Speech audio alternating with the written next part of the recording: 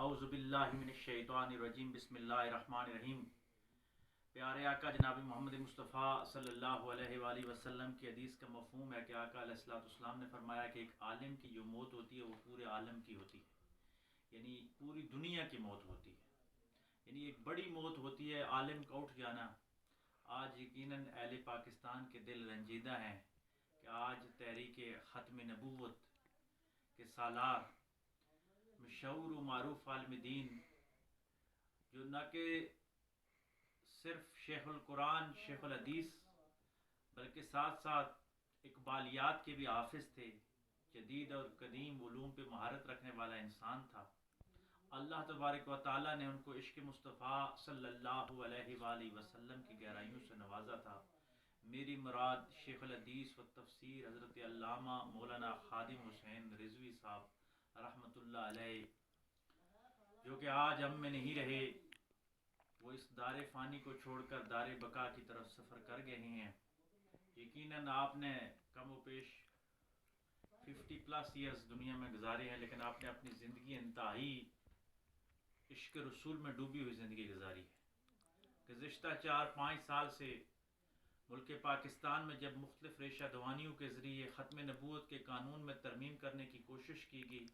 قادیانی اور یہودی لابیوں نے مل کر اسلامی جمہوریہ پاکستان کے آئین پہ سازشوں کے وار کیے، تو اس وقت یہ مرد مجاہد خادم رضوی صاحب میدان میں آئے اور انہوں نے صرف اور صرف ایک نعرہ کہ تاجدار ختم نبوت زندہ باد، اس نعرے کے اوپر انہوں نے تحریک لبیک پاکستان کی بنیاد رکھی اور آپ اس کے مرکزی امیر ٹھہرے، اور آپ نے ختم نبوت کے حوالے سے اہلیان پاکستان اور مسلمانان پاکستان کو اس انداز کے ساتھ جو جگایا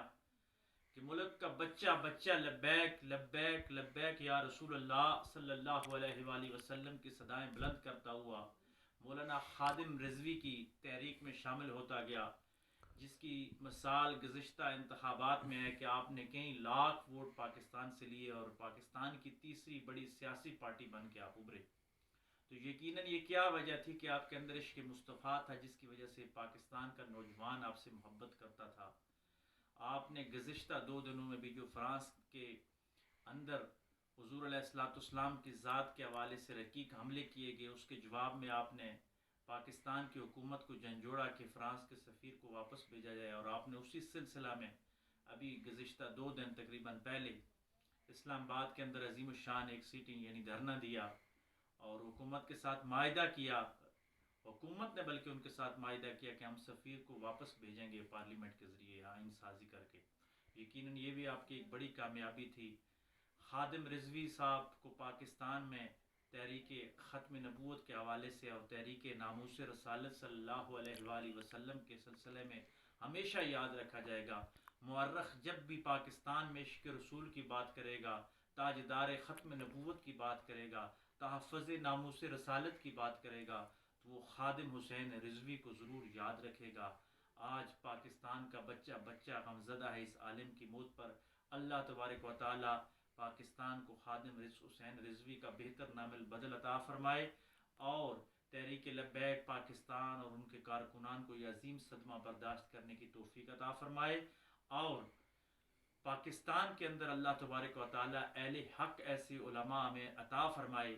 جو کہ صحابہ کی عظمت، اہل بیت کی عظمت اور خاتم النبیین حضرت محمد صلی اللہ علیہ وآلہ وسلم کی عظمت کا پرچار اس امت کو سکھاتے رہیں۔ اللہ تبارک و تعالی ہمارے علماء کا سایہ ہمارے سروں پہ قائم و دائم فرمائے اور مولانا خادم حسین رضوی صاحب کے درجات کو بلند فرمائے۔ وآخر دعوانا ان الحمد للہ رب العالمین۔